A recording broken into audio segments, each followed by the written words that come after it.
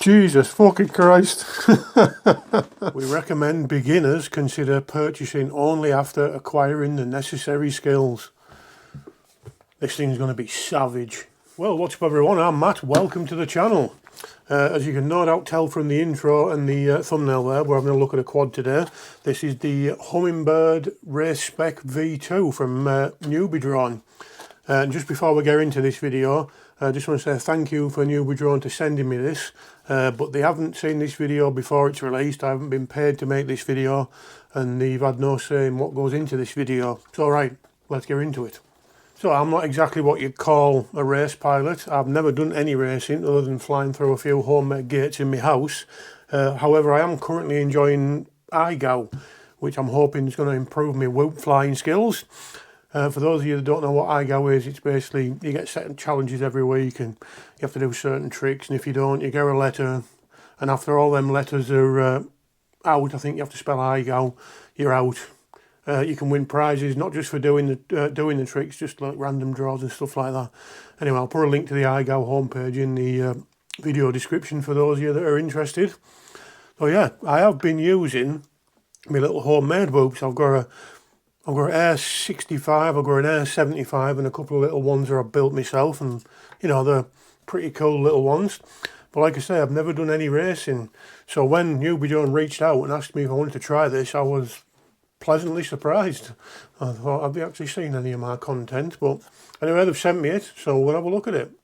So I think the first thing to do really is sort of do a little quick unboxing and then run through some of the specs of the quad, and then after that we'll probably take it for a fly. Right, so here we are down at the bench. Like I said, it's going to be a quick unboxing this. As you can see, I've already opened it and had a quick look myself. So, right, let's get into it. So obviously in the box you get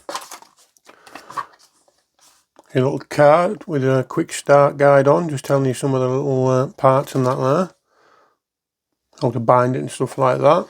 You get the quad, which we'll have a better look at in a minute.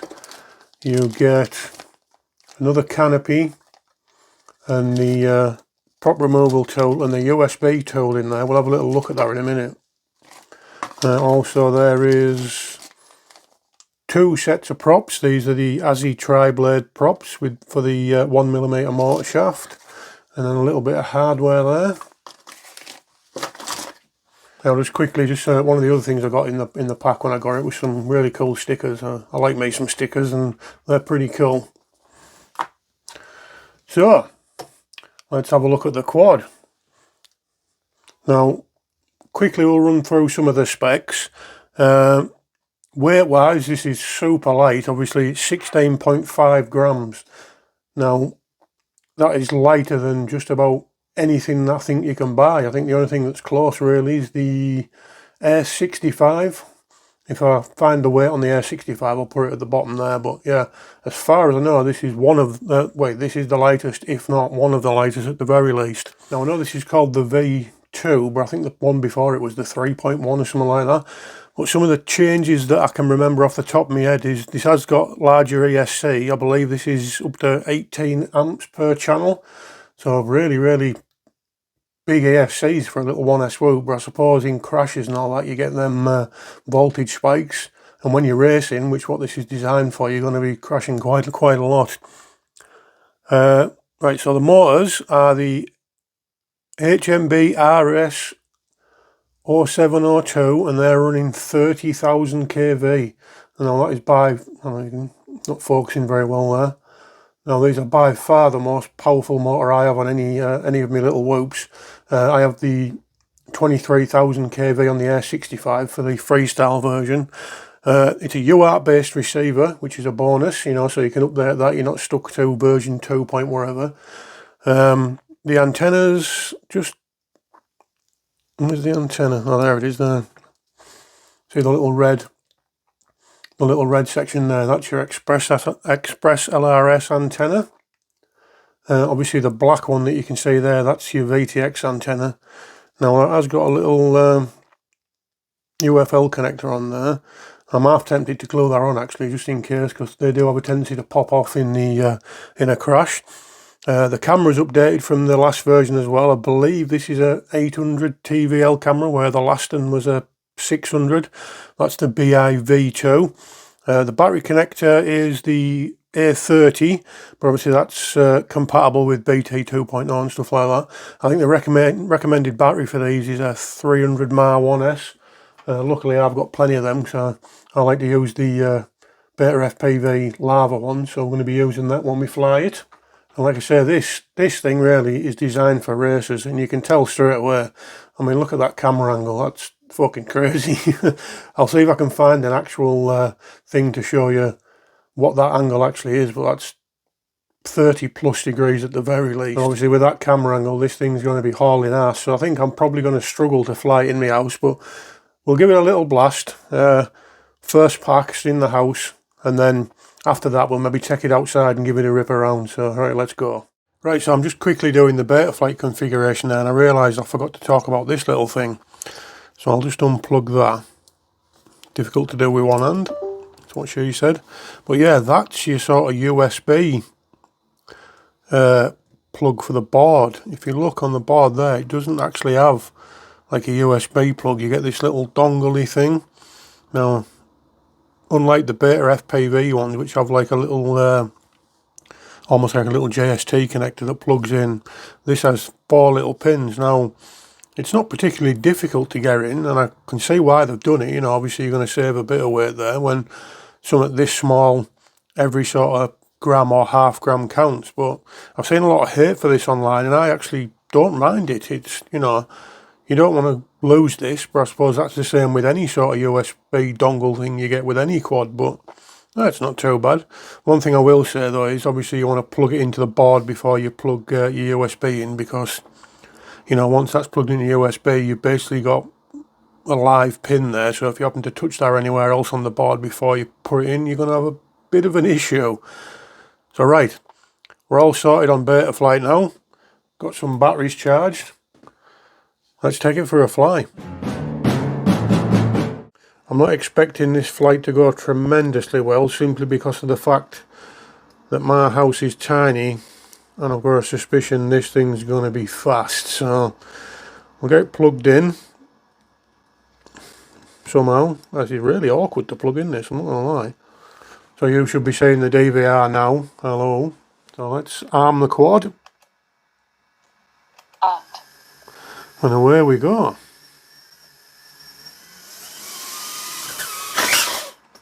That's not a good start. I'm trying to be sort of gentle on the throttle here because I don't want to fly to the moon, but right, we'll try that again.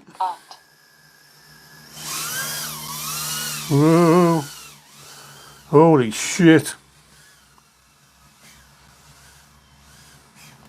Whoa. Yep.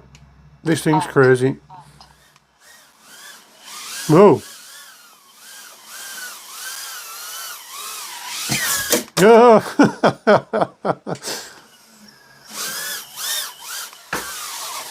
Jesus fucking Christ. This thing's fucking mental. I love it.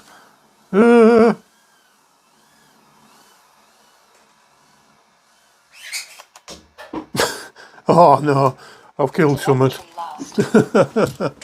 Well, things definitely did not go to plan there. Pack 1, I bounced it off the just about every wall in the house and the window and chucked the battery on pack 1. So I think we better take this thing outside, don't you? Right, so just before we go outside and fly this crazy thing, I just want to do what I do in every video and give a quick shout out to my patrons. So massive thanks to Tegrity Frank. Your support means a lot, mate, it really does. Allows me to keep making videos like this. So if any of you want to join my Patreon and make me say your name and possibly wash your car, there's links down in the video description. Also, channel memberships are an hour thing. For as little as, I think that's $1.99 a month, you get early access to my videos and stuff like that. And also down there somewhere there's a couple of links to some merch and that as well. You can get stickers and t-shirts and hoodies and stuff like that. So again, all fantastic ways to support the channel. And if you don't want to do that and you're a cheapskate, then continue to watch the video. I'm only joking. Right, I'm starting to waffle now. Let's get back to the flying. Right, so away we go. And I've still got to say, I'm not massively sold on the on this camera, if I'm honest, but let's see if it improves.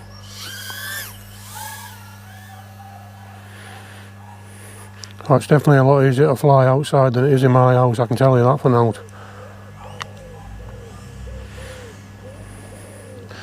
Getting used to this camera angle is a bit interesting. Well, let's chasing the car. Now you can really pick up speed fast with this thing. Pretty quiet though.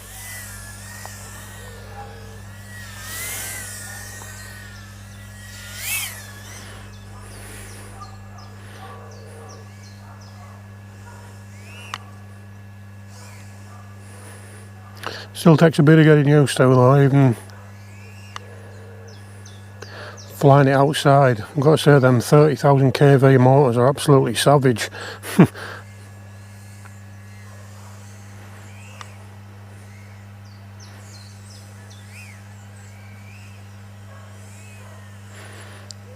Yeah, I think... Oh, man down. I landed the right way up, that's a good start. Yeah, I'm not sold on this camera, especially for a low light like this is. Like, I think probably have to come out again when it's a bit brighter maybe and try and get some better footage, but as like a little first pack thing, this is probably alright. I mean, even flying outside now, battery's doing not bad. Nearly 2 minutes, and this is, you know, I'm not flying in a little shoebox here, I'm ripping around outside, so doing pretty well.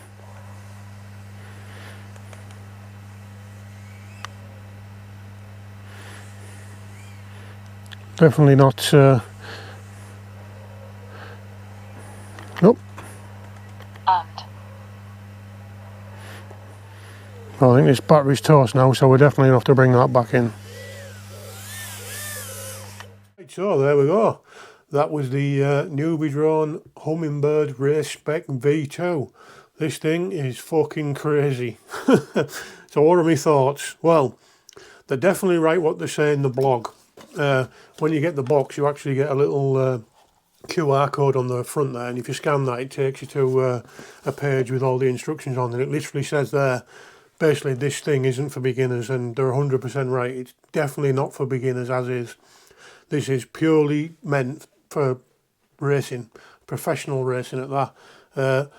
But still a fantastic quad, and the experience of it, flying it, and the speed is just, it's so much fun, it really is. Now, I am tempted, now that I've made this review, to make it a little less aggressive on the camera angle, let's say. I'm going to print a different canopy and maybe knock that down to 15 or 20, which is kind of where I normally fly. So I think that'll make it a little bit tamer and a little bit more manageable for someone like me. But yeah, do I recommend it? Oh yeah, massively. This thing is so much fun, so fast. Flight time's not bad either really for something as powerful as this. I mean, you know, dropping the camera angle will help with that as well. So, you know, the lower the camera angle, the slower you're going to go, the more flight time you're going to get. But no complaints really. This thing's a beast. So, thank you for watching this video. If you did find it helpful, please think about giving it a thumbs up and subscribing.